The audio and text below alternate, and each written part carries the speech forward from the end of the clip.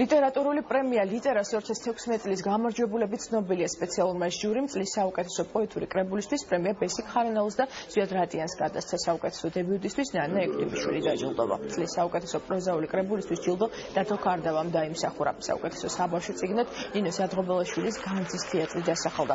ჟიურიმ საუკეთესო წიგნის დიზაინერად ბესო დანელია მიიჩნია. ლიტერა კულტურის სამინისტროსა და მწერალთა სახლის ერთობლივი პროექტია.